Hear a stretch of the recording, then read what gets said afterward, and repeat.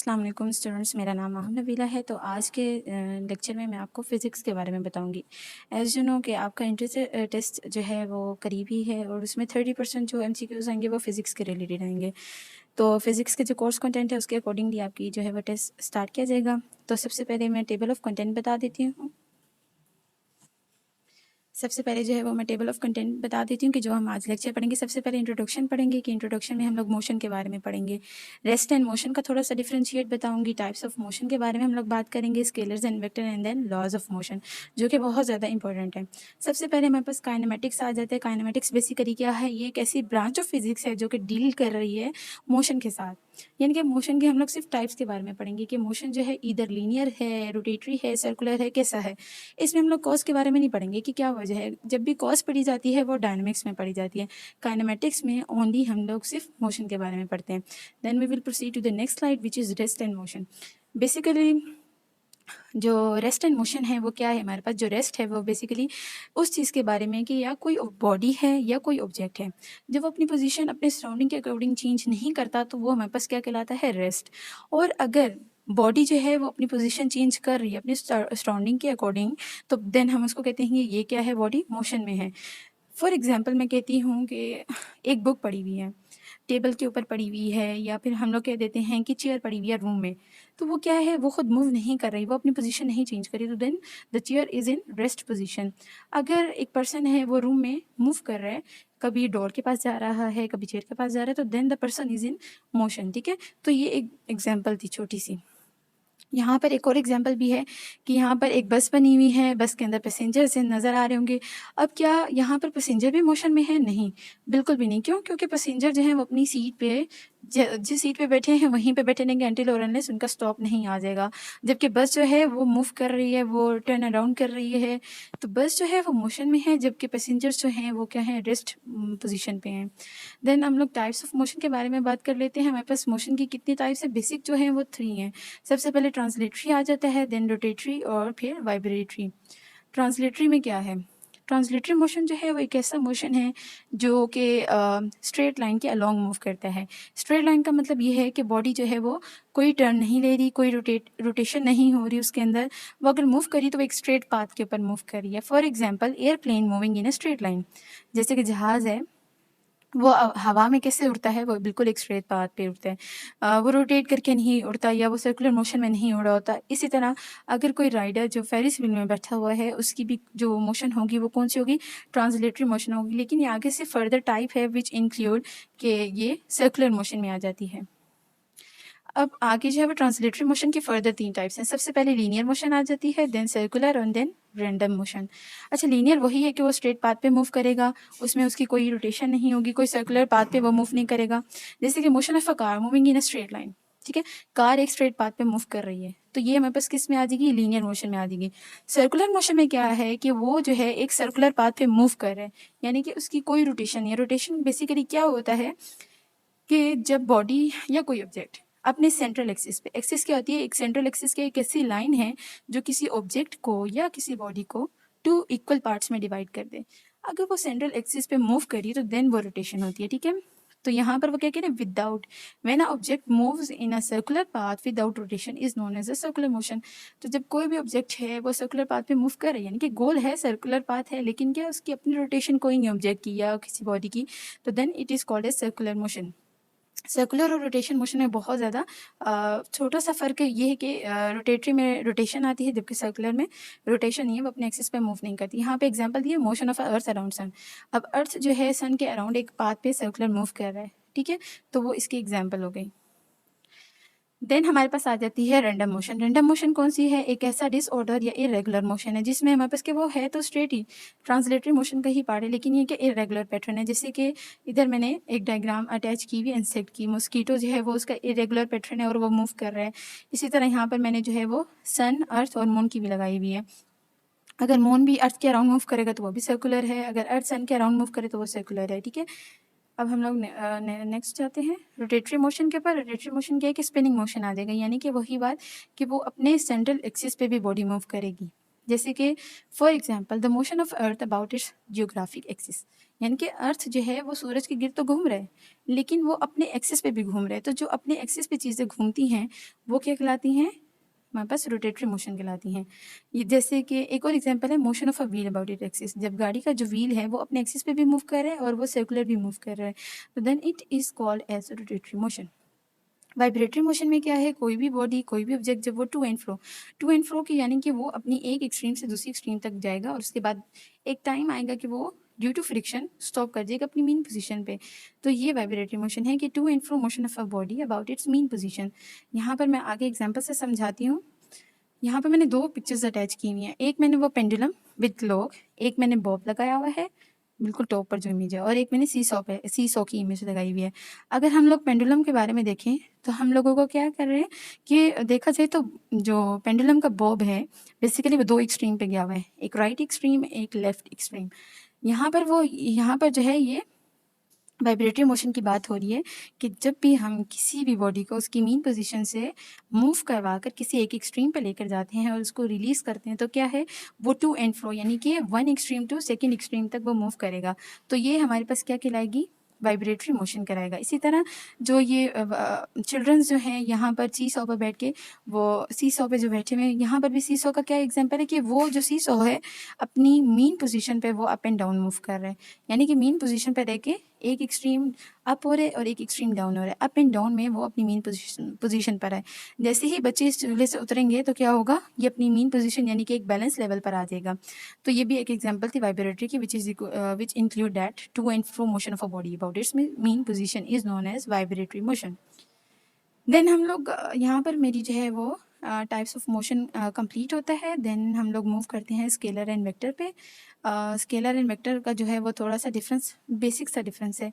ये होता है कि स्केलर में हम लोग बेसिकली मैग्नीट्यूड की बात करते हैं यानी कि न्यूमेरिकल वैल्यू की बात करते हैं कि यहाँ पर उसका जो लेंथ है वो इतनी है, उसका मैथ इतना है। लाइक मैथ हमें डायरेक्शन नहीं बताता, ये लेंथ हमें डायरेक्शन नहीं बताता।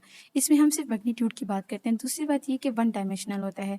जब वन डायमेंशनल होगा तो ये अपने रेक्टेंगुलर कंपोनेंट्स में भी डिसॉल्व नहीं होगा। तो स्केलर क्वांटिटी हमारे पास इस तरह है। वेक्टर क्वांटिटी में क्या है कि वो हमें न्यूमेरिकल मैग्नीट्यूड भी देगा और साथ में डायरेक्शन भी देगा। फॉर एग्जांपल मैं कहती हूँ कि एक गाड़ी जब वो साउथ टू नॉर्थ मूव की और उसने इतना डिस्टेंस कवर किया 20 किलोमीटर, 20 किलोमीटर उसका न्यूमेरिकल मैग्नीट्यूड भी हो गया और डायरेक्शन साउथ टू नॉर्थ भी उसने बता दी। तो मैं इसके रेक्टेंगुलर कंपोनेंट यानी कि एक्स एक्सिस और वाई एक्सिस पे ड्रॉ कर सकती हूँ, ठीक है। तो यहाँ पर स्केलर और वेक्टर क्वांटिटी का थोड़ा सा यही मेन डिफरेंस है कि एक हमें सिर्फ मैग्नीट्यूड बताती है, एक मैग्नीट्यूड के साथ साथ डायरेक्शन भी बताती है। और इसकी एग्जांपल वेक्टर क्वांटिटी में आ जाती है हमारे पास डिस्प्लेसमेंट, वेलोसिटी, एक्सेलरेशन। तो ये हमारे पास डायरेक्शन प्लस मैग्नीट्यूड दोनों चीज़ें बताती हैं। अब हमारे पास आ जाता है last topic which is laws of motion. ये बहुत इंपॉर्टेंट है। इसमें हमारे पास थोड़ा सा इसका इंट्रोडक्शन पढ़ लेते हैं। इंट्रोडक्शन में हमें ये क्या कह रहे हैं, sir Isaac Newton propose the law of motion in 1687 in his famous book Principia. अच्छा, इन जो न्यूटन लॉ थे उन्होंने न्यूटन के जो लॉ हैं ये हमारे पास 1687 में प्रपोज हुए थे। और जो बुक है जिसमें ये प्रपोज हुए थे वो प्रिंसिपिया है। तो ये एमसीक्यू से आ सकता है, तो काइंडली आप इसको देख लीजिएगा। हम लोग जो है वो फर्स्ट लॉ ऑफ मोशन के बारे में बात करते हैं। बेसिकली 3 लॉज हैं जिसमें हम लोग सबसे पहले अभी फर्स्ट लॉ ऑफ मोशन पढ़ेंगे। अच्छा, जब भी लॉ होता है तो उसकी कंडीशन की बेस पे लॉ बनता है, ठीक है। तो जो law is formulate on the basis of condition, तो जब कंडीशन नहीं होगी तो लॉ नहीं बन सकता। तो सबसे पहले लॉ को पढ़ने से पहले हम इसकी कंडीशन पढ़ेंगे कि कौन कौन सी कंडीशन में या कौन कौन सी बॉडीज़ या ऑब्जेक्ट पे first law of motion applicable है। First law of motion deals with the body which are at rest, या तो वो रेस्ट पर होंगी और moving with uniform speed in a straight line, या फिर क्या करेंगी वो एक मूव अगर कर रही हैं तो यूनिफॉर्म स्पीड के साथ मूव करेंगी और एक स्ट्रेट लाइन के साथ मूव करेंगी।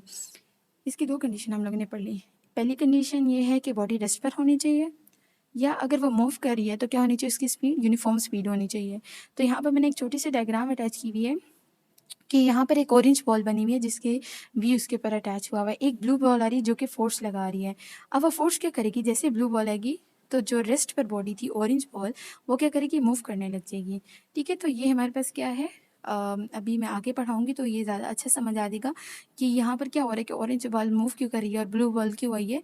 तो डेफिनेशन में हम लोग देखें यहाँ इसकी जो स्टेटमेंट है फर्स्ट लॉ की वो क्या है, Newton first law of motion states that a body continuous state of rest और uniform motion in a straight line.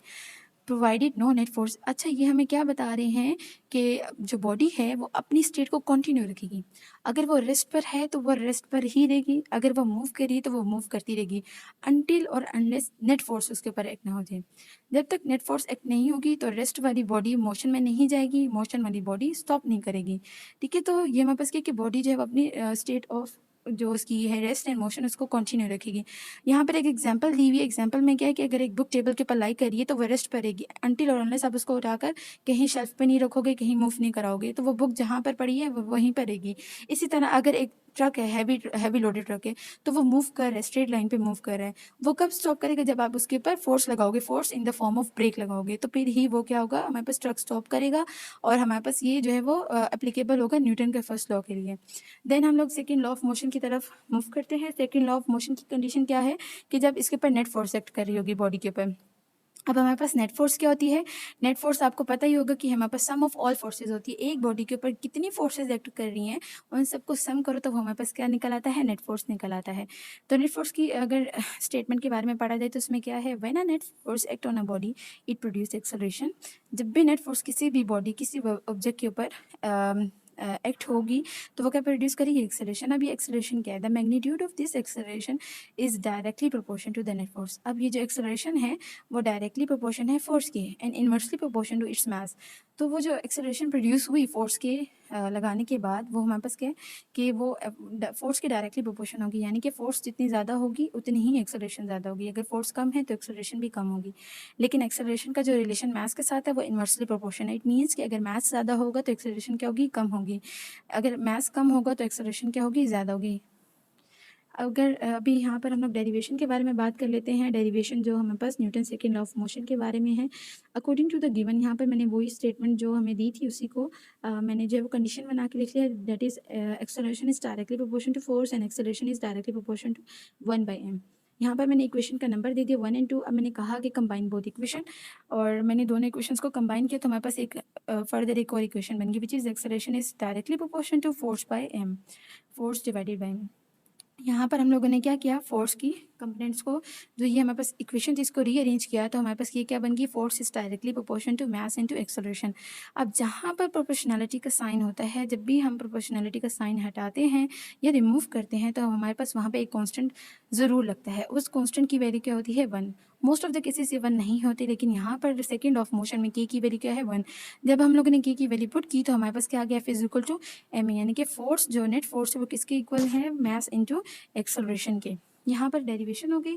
Then हम लोग फोर्स का यूनिट पढ़ लेते हैं कि फोर्स का यूनिट क्या होता है? न्यूटन। क्योंकि मास का यूनिट हमारे पास क्या होता है? केजी, और एक्सेलरेशन का मीटर पर सेकंड स्क्वायर। जब इन दोनों को मल्टीप्लाई करते हैं तो हमारे पास बन जाता है 1 किलोग्राम मीटर पर second square which is equal to 1 Newton. अब हम लोग थर्ड लॉ ऑफ मोशन के बारे में बात कर लेते हैं। इसकी कंडीशन हमारे पास क्या है कि wait, third law of motion. तो यहाँ पर इसकी कंडीशन क्या है कि इसके ऊपर दो फोर्सेस एक्ट कर रही हैं थर्ड लॉ ऑफ मोशन के ऊपर। एक हमारे पास F1 है, एक F2 है। ठीक है, इसमें एक एक्शन फोर्स कहलाती है और एक रिएक्शन फोर्स कहलाती है। तो हम लोग Newton third law of motion पढ़ते हैं। Newton third law of motion क्या स्टेट करता है? That to every action there is always an equal but opposite reaction. जहाँ पर एक्शन होगा वहाँ पर रिएक्शन होगा, बिल्कुल इक्वल रिएक्शन होगा, लेकिन क्या होगा? ऑपोजिट डायरेक्शन में। यहाँ पर फोर्स की बात हो रही है कि जब हम एक साइड पे फोर्स लगाते हैं तो ऑपोजिट साइड पे हमारे पास उतनी ही फोर्स लग रही होती है। फॉर एग्जाम्पल, जब हम ज़मीन पर चल रहे हैं हमारे पास एक फोर्स लग रही है विच इज़ ग्रेविटेशनल फोर्स। ठीक है, हम लोग अपनी वेट की वजह से या अपनी फोर्स लगाकर जब हम लोग 1 स्टेप मूव करते हैं तो हमारे पास ग्रेविटेशनल फोर्स लगती है विच हम जो हमारे पास क्या करती है? हमें पुल करती है टुवर्ड्स द अर्थ। इससे क्या होता है कि हमारे पास इक्वल एंड ऑपोजिट फोर्सेस लग रही हैं। एक फोर्स लग रही है जो कि हमें मूव हेल्प कर रही है कि हम मूव करें, एक फोर्स लग रही है कि वो हमें जो है वो स्टेबल कर रही है विच इज़ ग्रेविटेशनल फोर्स। यहाँ पर एग्जाम्पल पढ़ने तो वो क्या है? Consider a book lying on a table, the weight of a book is acting on a table. यहाँ पर वो क्या कहने के हम लोग कंसीडर कर लेते हैं एक टेबल पे बुक पड़ी हुई है और वो उसके ऊपर जो वेट है बुक का वो डाउनवर्ड डायरेक्शन में एक्ट कर रहा है, जबकि और ये जो डाउनवर्ड डायरेक्शन में बुक एक्ट कर रही है वेट की फॉर्म में, वो उसकी एक्शन फोर्स कहलाएगी। जबकि टेबल जो उसको बुक को मूव नहीं करने दे रहा और बुक की जो स्टेट है रेस्ट की उसको बरकरार रख रहा है, वो क्या है? अपर डायरेक्शन में कर रहा है और वो हमारे पास रिएक्शन फोर्स कहलाएगी। यहाँ पर जो है हमारे थर्ड लॉ ऑफ मोशन भी कंप्लीट होता है। तो यहाँ पर मैंने एक छोटी-सी स्कीमेटिक डायग्राम अटैच कर दी है, जिसमें हमें वो बताने कि फर्स्ट लॉ जो है वो इनर्शिया भी कहलाता है। इनर्शिया क्या है? बेसिकली एक ऐसी प्रॉपर्टी है बॉडी की जो कि अपनी स्टेट को कंटिन्यू रखती है, either it is a rest और either it is in a motion. ठीक है, सेकंड लॉ मैंने बता दी कि वो हमारे पास हम लोगों ने प्रूफ भी की डेरिवेशन के थ्रू कि F is equal to m है, ma। और थर्ड लॉ हमारे पास कहता है equal and opposite two forces act कर रही होती हैं। तो यहाँ पर हमारा लेक्चर जो है वो एंड होता है। आई होप कि आप लोगों को समझ आया होगा। Thank you so much.